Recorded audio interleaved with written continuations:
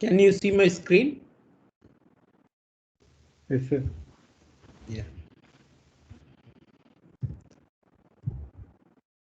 Okay, so in the last class, so Dr. Prakash sir has taught you CMMI models. So I think till this slide you have seen for the last class. Okay, so today we will see some of. Okay, so in general there are two models. Okay, so one is continuous model and staged models. So whatever you have seen in the last class that falls under a continuous model. So we will see so how the continuous model can be, what continuous model will be, and what staggered model will be. Okay, so basically you have the 5 levels. So as you have already seen, performed, managed, and then defined, and then qualitatively managed, and then optimized. Okay, so the same thing we will see in the staged model also. Okay, okay, fine. So with that, so you might have seen, so these are all the levels, okay, in an hierarchy. So based on which category the specific company is performing, so we will say that, okay, so this company is in this level. Okay, so like that we have the CMMI model. Okay, so now, so you might have seen a graph, right? So in this graph, you could have seen, so the process area and the capability level. Okay, so based on the capability level, so there are two things, students. So always remember, so one is your capability profile and the other one is maturity profile. Okay, so based on these two, you have this variation. One is the continuous and the stacked model. Okay, so we will see. So I think you all might be knowing about the process area and the capability level. So as you can see, so these are all some of the process area. Okay, usually we will see there are some 8. Okay, it is not the fixed or a defined bound. So you have these process areas. Okay, so in this, yeah, let me take the laser pointer first. Okay, so you have these process areas and the capability level. So now we are going to see one process area, that is project planning. Okay, by taking this as an example, we will see what are the specific goals and specific practices. Okay, so that is what we are going to see today. So we are taking an example of one process area. So that is the project planning. Okay, so PP, that is represented in your graph. So project planning, we are going to take it as an example, and we are going to see the specific goals and the specific practices defined towards it. Okay, so as you can see, there are 3 specific goals. So one is to establish, estimate, develop a project plan, and then you obtain a commitment towards the plan. So in other words, when you are asked, or when I am asking you to develop a software application, so probably first what you will do, first you will estimate the okay, so how long it may take for the project to get complete, so how many resources you want. Okay, so all these things you will first estimate, and then based on your estimate you will go for a project plan. In your project plan, so probably you will invoke, so how many resources are really required, so what may be the cost of each resources and how long it will take, so what are all the external entities or the components involved outside from this current resource. So all these things you will design. Okay, so that comes under your project plan. And once your plan is ready, so you will have a exact mapping with your plan. So that is what we will say is a commitment towards your plan. So what is the commitment you can extend towards your plan? So what are all the feasible aspects about the commitment? So whether it can be an achievable target or we should refine something. Okay, so this is the overall idea about these 3 specific goals. Okay, so SG here refers to specific goal. Okay, so let us go one by one. So first, as I told you, so you have to estimate. First, you have to establish an estimate. So what may be the estimate? Any volunteers? So without seeing the slide, if you are asked to develop a software project, so what may be the first estimate you will do?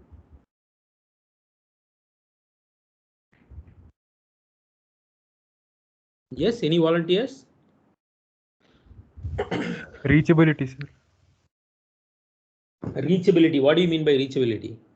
Like the develop project, like how far, like with limitations and how Okay. scope, basically the scope of the project. Okay, fine. So any other answers?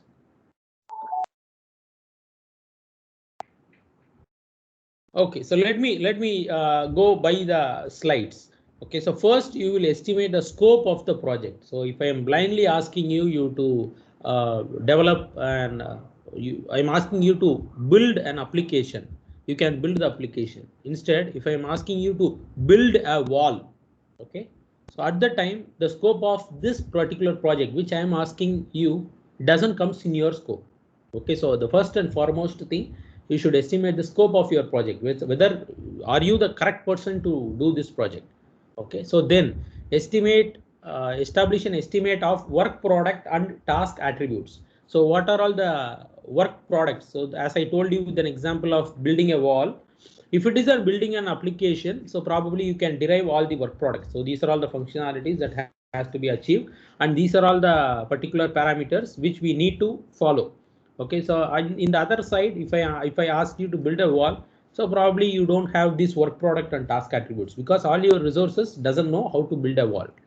Okay, so define the project life cycle. So project life cycle in the sense, as I have already told you, there are some phases. First, you will collect the requirement, and then based on the requirement, you will go for a design phase, and then based on your design, you will go for a development, and then you will go for a production or a testing environment, and then you will go for a release.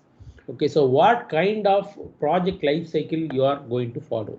Okay, so whether it is an incremental model or it's going to be like a waterfall model, so what kind of life cycle you are going to follow? Okay, so that you will estimate, and then determine estimates of effort and cost. So effort and cost in the sense, so how long you should work and what is the pricing for it. Okay, so based on that only you can estimate the life of your, or maybe the delivery of your project. Okay, so these are the things that comes under your estimate, and then so based on your estimate you will develop a project plan. Okay, so now estimate is ready and you have, okay, come to a conclusion that okay, this project I can do no problem at all with the available resource. I can do this project. If not, if the available resources are not sufficient, so probably in the estimate phase itself you will know you have to hire someone to complete this project. Okay, so based on that you go for a project plan. So in project plan, first and foremost, so when you say a plan, first you should always have it in your mind, budget. So what is the estimated budget of this project? So how, so the budget refers to not only money, okay, it is about the number of resources as well as the direct mapping of number of hours and your cost. Okay, so all these things are yes, any doubts? So all these things comes in one vertical. Okay, so that we call it as a budget. So in your budget, so when you are developing a budget, you will have an ideology about so how many senior resources are required, how many freshers can be involved. Okay, so all these things comes under your budget and schedule. Okay, so identify project risk. So project risk in the sense, so what are all the places where risk is involved? Okay, so there is a separate a component called risk assessment. I think we have discussed these things in the last class or maybe before that. Okay, so plan for data management. So what we are going to do, what kind of data you are going to parse, and what literally you are going to do with the data. Okay, so it can be an input data or maybe it can be a data that is a confidential data. Okay, so what you are going to do with that data? So project resources, as I already told you, while you are estimating your budget, at the time you will have access to all these things, project resources, how many seniors or how many juniors can be involved in this project, and plan for needed knowledge and skills. As I told you, so you cannot blindly, for example, there is a senior associate. Okay, so your project requirement says that 2 senior associates and some 3 junior associates can be involved in this project. So blindly I cannot bring in any senior associate to that project. Okay, so I have to check first whether the skill set matches with them or not. Okay, so for example, I'm telling you a practical example. So for taking software engineering class, you need a faculty. Okay, so you need a faculty maybe from an assistant professor grade or some other grade. Okay, so blindly I cannot bring any assistant professor grade here and I cannot ask them to teach software engineering. Okay, so they should have the skill set of taking this course. Okay, so the same aspects applicable here. So you cannot directly bring in any resources here. Okay, so you should first check for the skill set whether this particular person or the resource is having a required skill set or not. And then you will think about the stakeholders. So stakeholders, in the stakeholders can be an investor or maybe a customer or maybe an end user. Okay, so you will whether to involve them or whether when can we involve them. Okay, so all these decisions will be made in the project plan, and then you establish a project plan. So overall plan will be ready like a layout. You will make everything ready. Okay, so based on all these specific goals, so these are the specific goals. Based on all these specific goals, you will come to a conclusion. Okay, so this is what a project plan is going to be.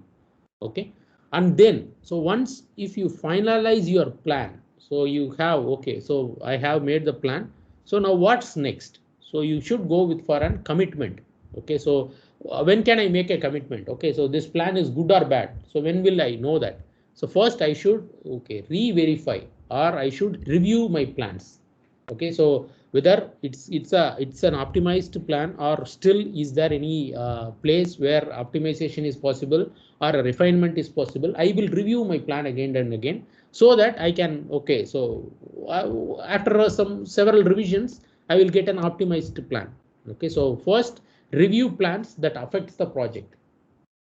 So then, so reconcile work and resource levels. So do I really have all the resources that are required to complete this project? Okay, so if the answer is yes, okay, I will blindly go for it. Else, I will build the resource and then I will go for the project development. Okay, so obtain planned commitment. So once these aspects are ready, okay, so then you find that, okay, now everything is ready. I can go with this project development. So in addition to your specific goals, the 3 goals which we have seen, and the practices, CMMI also defines a set of 5 generic goals and related practices.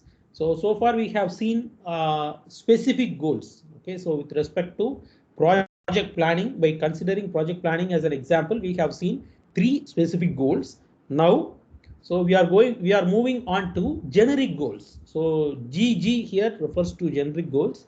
We will see the 5 set of generic goals. So first thing, so you achieve your specific goals. Okay, so this is a generic goal number 1. So you should achieve your specific goals, and then you can see there is a institutionalized managed process, and the third goal is institutionalize a defined process, and the fourth goal quantitatively managed process, and your fifth goal optimizing process. So can anyone tell me, so where you have seen all these 5 points?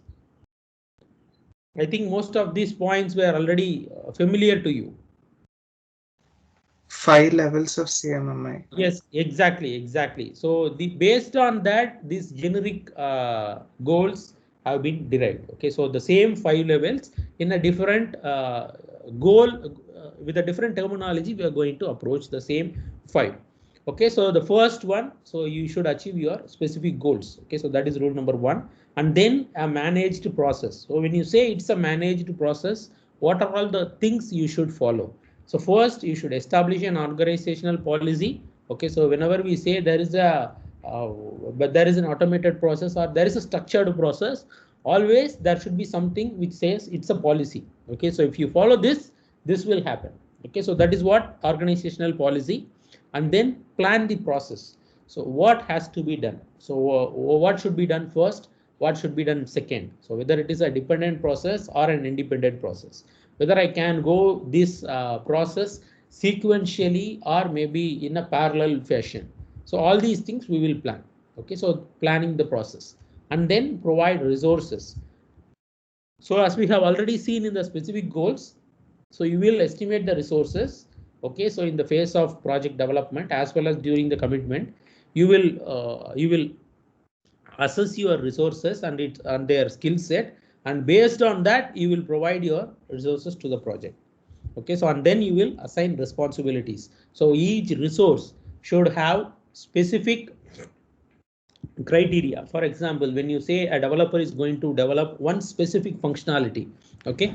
So and one more thing, okay. So I think you might be aware of a term called least privilege, least level of privilege, okay. So which means that so whatever is required, only that functionality will be provided. So you cannot blindly, you will not blindly provide all access or all the responsibility to all, okay. Instead, for example, I can tell you.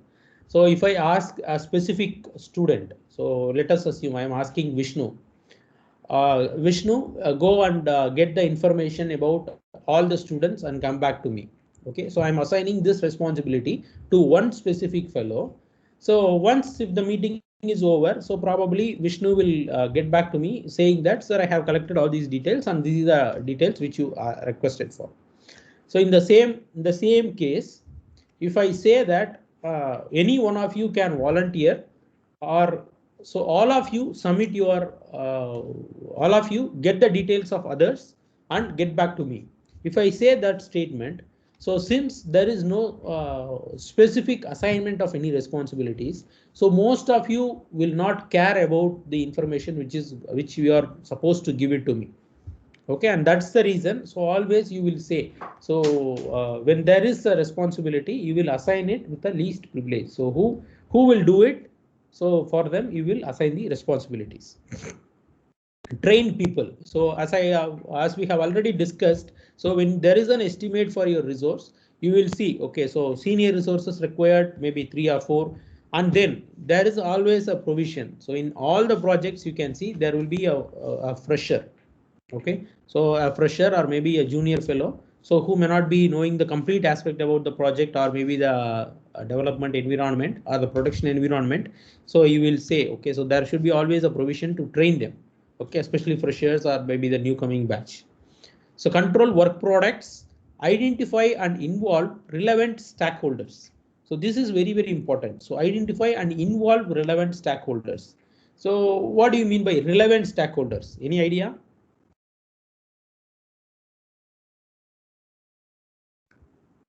Any idea about relevant stakeholders? So they are directly affected by whatever is the outcome of the project. Okay. Fine. Any other answers?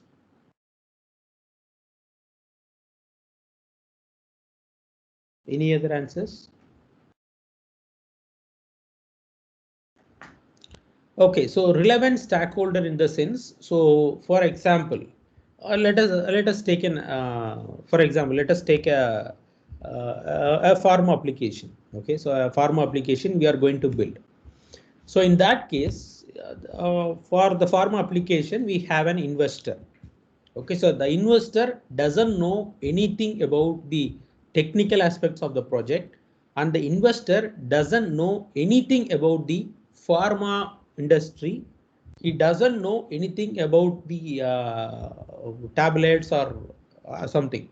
Okay, so he is just an investor who is having only money. Okay, so if you ask him or if you add him to this meeting, so probably what he will think. So he doesn't know what the end product will be. He doesn't know what this product will work, and he doesn't know what is going to be feeder to this system. Okay, so when you involve such stakeholders to these application development meetings, so probably it doesn't make any sense. Okay, so at the same time, so there is a nominee by this stakeholder who can understand all these things and who can guide you. Okay, so who completely understand this system and who can give the justified inputs as a representative from that investor. Okay, so probably you can add that person to your meeting. So probably he can, okay, so he will review the application. He know how to, okay, so this is the progress you have made, and he will give constructive comments to you. Okay, so you are either going in a right way or in the wrong way, or some refinements is expected. Okay, all these things will be provided by that fellow. Okay, so that is why we say always you should involve relevant stakeholders during the development process. Monitor and control the process. So this is always required, not only in the project development or maybe in anything you take. So always there should be a monitoring process. So objectively evaluate adherence, review status with higher level management. So always you should, okay, so whether they are progressing or they are, or still they are stuck somewhere. So always there will be reviews. So even for practically speaking, so even for when you take up a course, so periodically you are reviewed by exams. Okay, so periodically we conduct exams, not to hurt you. It is about to periodically evaluating your progress. Okay, so are you progressing good? So if you score good marks, you will have a confidence that we are progressing good. If you score low marks, you will know that you are not performing good. So you have to improve yourself and you have to perform well. Okay, so like that, review meetings will be conducted often. So this is for the managed process. And moving on to the defined process. Okay, so what are all the generic goals? So you should establish a defined process. So it should be a well-defined process, and then collect process-related experiences. Okay, and then quantitatively managed process. So this is also very similar to your levels. So you have to establish a quantitative objectives for the process, and then stabilize sub-process performance. So any idea about stabilize sub-process performance? Any volunteer?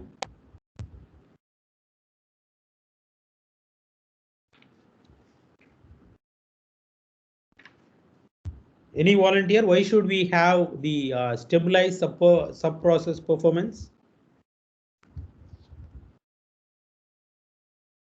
So what is a sub-process? Tell me that.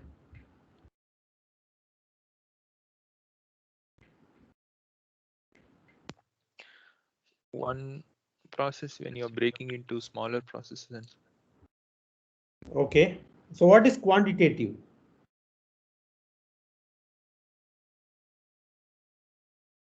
What is the meaning of quantitative? Providing some matrices for evaluation. Okay, so you have something to measure, right? So that is what we say, it's a quantitative measure, right? You have something to measure. Am I right or wrong? Yes, sir.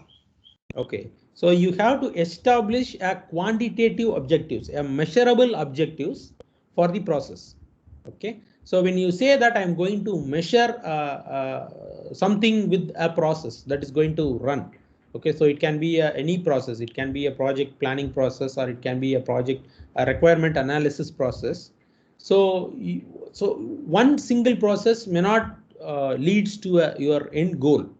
Okay, so for that, what you will make? So if you are, for example, take an assumption, we are assuming that it's a risk assessment process.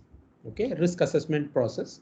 So when you say risk assessment process, so the objective of this process should be whether there is some risk involved or not. Okay, so it's going to be like a Boolean, whether there is some risk. If yes, yes, risk is involved. If no, no risk is there. Okay, so like a Boolean, you will say. But so to achieve that yes or no, so you should have a sub process. For example, in the functionality 1, there is a risk involved or not. This functionality 2, for example, assume the same pharma application. So there is a functionality called search. There will be a functionality for storage. There will be a functionality for so and so. Okay, so each and every functionalities is like a sub process, whether there is some risk involved or not, whether there is some risk generated by this process or not. Okay, so these are all the sub process. Okay, so you have to stabilize the sub process performance, and then you can achieve your quantitative objective. Okay, so that is a literal truth here. So optimizing process. So whenever you do anything, so always we will plan for having an optimized medium. Okay, so it is not irrespective of any product you use. So always we will have a tendency to optimize the work, or you optimize the resources. So optimization is always required in all the verticals. Okay, so ensure continuous process improvement. So when can I say that I'm going to this system is moving towards an optimization process? Okay, so for that, maybe a practical example, you might have seen an ad for Airtel, so which says that some days in some decades, they will have zero complaints in their desk. Okay, so When I see that ad, probably I will always laugh at me, because we don't know whether the Airtel will survive this market or not, because all the companies were ruled out. But still, today Airtel is there, but we are not sure whether the day will come for them to have all zero complaints in their desk or not. Okay, so that is actually a continuous process improvement. So whether they are going to achieve it or not, but they have a mindset of improving their standards. Okay, so when you say that there is a consistent improvement in the process, so sometimes, or maybe after down the line when you see, so from the start unto the prescribed timeline, you can see always the process might have optimized. Okay, so that is the first goal. And then correct root cause of a problem. So wherever there is a problem, so anyway you will mitigate the problem, right? So you will address the problem if there is some issue. For example, today my laser pointer was not working. Okay, so that is a problem today. So if my laser pointer is not working, so probably, okay, so as of now today I will disable the presentation mode, and I will go with a slided mode. Okay, instead of presentation mode, I may be using the slides, and I will be discussing with you if the laser pointer is not working. I cannot follow the same thing throughout this course. Okay, so today I can manage, but I should understand, or I should address what is the root cause of this problem. Why laser pointer started not working in my machine? Okay, so this is a simple example, but when it comes to a complex process, especially in an organizational level process, always we should address the problem at the root level. So from where the problem has arisen. Okay, so that is very, very important.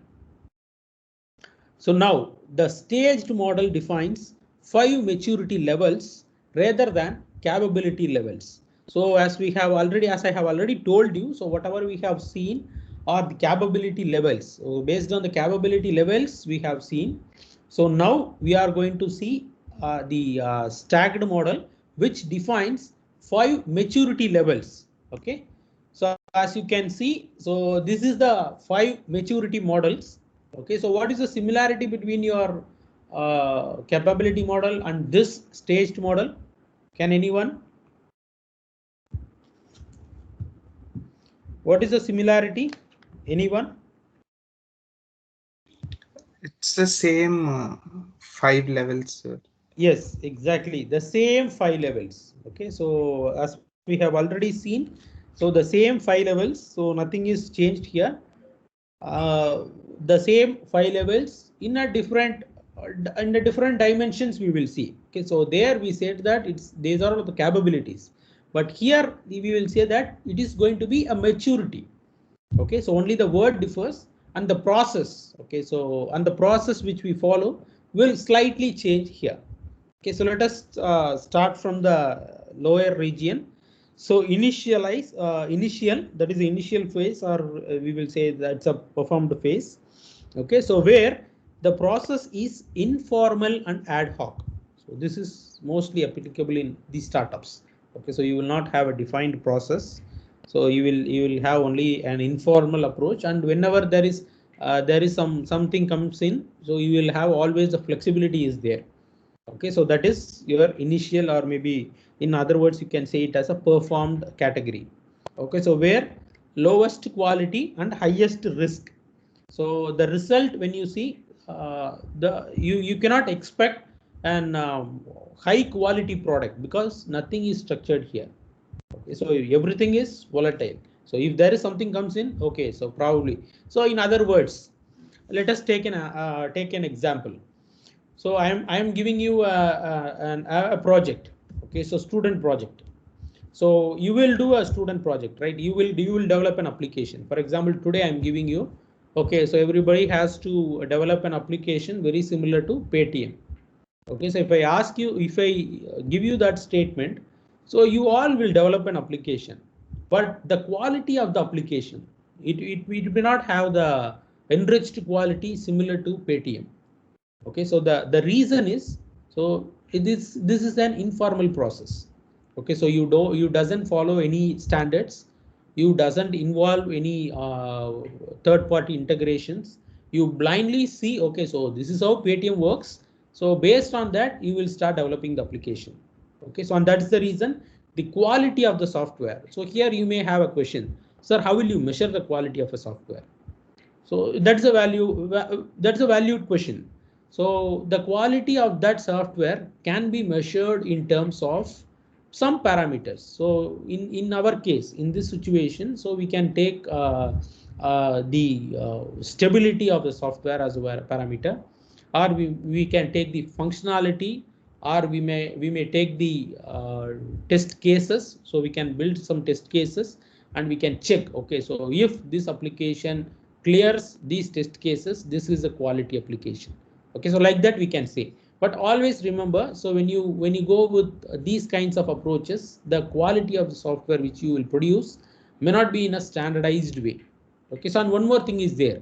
So if you are okay, so today you will give me that application, but if I want to refine, or if I want to update it, or if I want to add patches to that application, only you can do, because you doesn't follow any process. Okay, so that is the problem. Fine. So now moving on to the next one. So that is managed. So in managed, so the main focus is about project management, that too in a basic level. Okay, so what are all the key process areas that will be followed in managed category? So requirements management. So in the other one, in the initial, you doesn't collect anything from me. So all you have collected is only a one-line statement, and you have started building an application, and you have given me the application. Okay, so here there is some at least a basic level of management is there. So requirements are collected properly. Okay, so you have a document that says, so these are all the requirement. So project planning, if not in a matured stage, so some planning has been carried out. Okay, so that is done. So there is a at least in a namesake, some planning is done. So project monitoring and control. Okay, so you are trying to follow a process where you can see, okay, so this is the place where I am lagging, and this is the place where resources are not there. I have to hire someone to complete these functionalities. All these things are going fine. So supplier agreement and management, measurement and analysis, so process and product quality assurance, configuration management. Okay, so these are all the things you can see. Here also, as you can see, the quality is less, because so this is the even though you say, okay, so I am following so and so something, I'm following something rather than nothing, but why I am having a low quality? So the answer is, so still you have not achieved the proper or the structured mechanism of developing an application, or if you develop, for example, in other words, so assume that the same example. So you are going to develop a pharma application. Okay, so now what you have done is you have collected the document, requirement analysis is there, and you have project plan. So where you are involving 2 persons, okay, and you are developing the application, and periodically we are conducting review meetings. Okay, fine. So all these things are fine. Still, we don't have a team. Okay, so we don't have a dedicated team which can say, okay, so this functionality is prone to this kinds of attack. So we don't have any team for that. So still we have okay, so previously we don't have any structure, but we have structure now. So that is the only difference. We don't have any concrete proof that we are building a quality product. Okay, so that is the main difference here. So and that is why, as you can see here also, the quality of the project is low, and there is a highest risk involved always. Okay, if you don't follow anything, so always there is a higher risk that you may, after some period of time, you may not develop an application which is expected from your client side. Okay, so moving on to the top. So the defined stage. Okay, so when you say that the defined stage, so the main focus is towards the process standardization. So already you have seen the basic project management. So here, so each and every process, so whichever you follow in this particular stage should be a standardized process. Okay, so that is the main objective here. So as you can see, so requirements development. So in the previous level, you have just managed your requirements, but here you will develop the requirements. So I will develop a clear-cut requirements. Okay, so and then technical solutions, product integration, verification and validation, organizational process focus.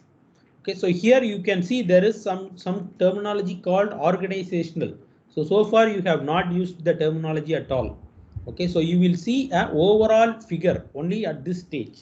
So what can be done? Okay, so in an overall, so in an organizational levels, so what are all the things that can be focused? Okay, so those things comes into picture here. Similarly, risk management, so decision analysis and resolution. So you will see, okay, so based on the risk assessment, so whenever you develop some process, okay, so in each and every process you will carry a risk assessment strategy. Okay, so if there is some risk, so immediately what decision has to be taken, okay, so to mitigate this risk, so that will be periodically done. So integrated teaming IPPD only, and then organizational environment for the integration, and integrated supplier management SS only. Okay, so here some of the main focus, so especially in the defined stage, we will be mainly focusing towards the process standardization. Each and every process we will consider. Okay, okay, so then moving on to the next stage, so quantitatively managed. So what is quantitatively managed? So as we have already seen, so when you say quantitative, so there should be some measurable components. Okay, so the same thing. So as you have seen in the generic goals, so organizational process performance, and then you have your quantitative project management. So it is not a qualitative, it's a quantitative project management. So when you say the overall, so in the third stage you have standardized each project. So your motto is to standardize the overall objectives. Okay, so right now, okay, so all the individual process are going smooth. So what can be done for the overall objectives? Okay, so here you can see the overall idea. So even though in the third stage we will go for an organizational term in only specific aspects, here we will see everything in an overall objective. And here you can see the quality is high, okay, because you will follow all the standards, because all the processes are already standardized. So you will follow all the standards, and thus you will have an enriched quality, and there is always a lower risk involved. Okay, so because everything is a standardized one. So when you say everything is standardized, so timeline it may take is literally huge than what you have in your first stage. Okay, and then so optimizing, so as usual it is going to be a continuous process improvement.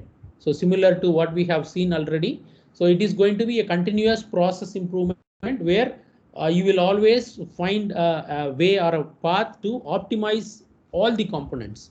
It is not about only the resource optimization, it is about the budgeting cost, it is about the process which you follow to achieve your goals.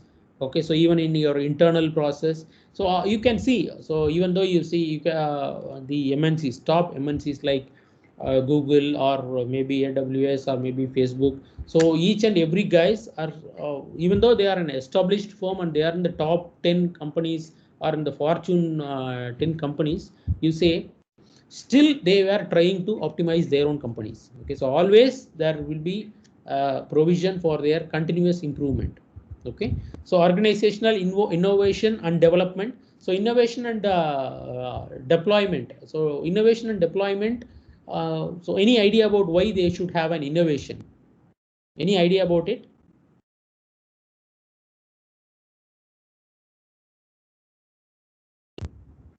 Anyone, any idea why they should have innovation? Probably I will tell you a short story, but I need some answers. Sir, if there is no innovation, we'll reach a point of saturation also. Like we continuously use some technology, for example, we'll reach like a dead end. We can't further come up with something. So we'll have to be innovative and come up with something close, but which has more scope. Okay, any other answers? So to keep adapting with the daily problems that we face. Okay. Okay, fine. So any other answers? So okay, so let me tell you. So in all the companies, you can see always there is a division called R&D. Okay, so where they will always invite some novel ideas or an innovative ideas. Okay, so what is the main aspect towards it? So I will tell you. Okay, so a practical example I will give you. So I'm not sure how many of you are literally aware of the data center that Google is having in Finland. Okay, so if you have a chance, so probably you can Google it and you can see there is a data center owned by Google in Finland. Okay, so where it doesn't have that is a data center where they are literally using all the energy. Okay, so from renewable resources. Okay, so they take the coolant from the sea. Okay, so from the Finland sea, they are taking the coolant, that is the sea water. So similarly, they have the whole data center is running with solar and wind energy. Okay, so and one more thing. So that is the only data center where you have the no carbon emission is there. Okay, so all these things are innovations. So why they should have an innovation? Because they care about the society.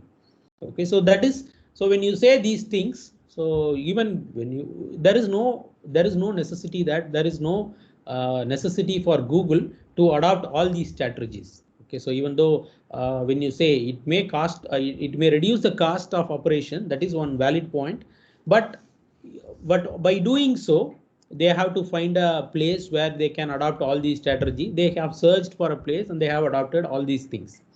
Okay, by having this innovation, okay, they can achieve this kind of optimization. Okay, so that is the point here. So that is why all the companies, it's not about Fortune 10, Fortune 500 companies when you take, so all the companies will have R&D unit and they invite always innovative solutions. Okay, so innovative solutions paves the way for the actual optimization. As I told you, so when in terms of societal benefits, you can see that the data center, usually when you say a data center, the data center will consume lot of energy. Okay, especially for coolant, you will spend huge money. Okay, so assume that in our Amrita we have some servers. Okay, so 3 to 4 servers we have in Amrita. Assume that. So for that 4 servers itself, we should spend some around 4 to 5 ACs. Okay, so 5 AC. When you think about it, 5 AC 24/7 365 days. You imagine about the cost. Okay, so imagine about the cost. So cost is one parameter. Okay, forget about it. The second parameter, so the amount of electricity which it consumes, it's huge. Okay, so for, these are all some of the reasons. So even Google planned the same way. So why can't you optimize this particular things? So, and then they come up with solutions. Okay, so they are moving towards renewable energy. So wherever possible, they are moving towards the renewable resource, and wherever possible, so even many of the companies are planning to deploy their data centers in the Arctic and Antarctic zones, because that doesn't require any coolant, because the temperature is literally very low. So your maintenance cost of your machines may be drastically reduced. Okay, so this is about the overall innovation and development. So always, as I told you, so always innovations are required to get the process optimized. As correctly mentioned by Vishnu, so there is no innovation if you are simply blindly following the process which you follow. So you will reach a point, a saturation point. For example, if there is no innovation, or if Google doesn't want to involve their company into renewable energy, or maybe a renewable coolant or something, so probably they might have, it's very easy for them to get the power lines. Okay, so you can power up the data center and everything will go smooth. There is no 200% no necessity for Google to adopt such mechanisms. Okay, so but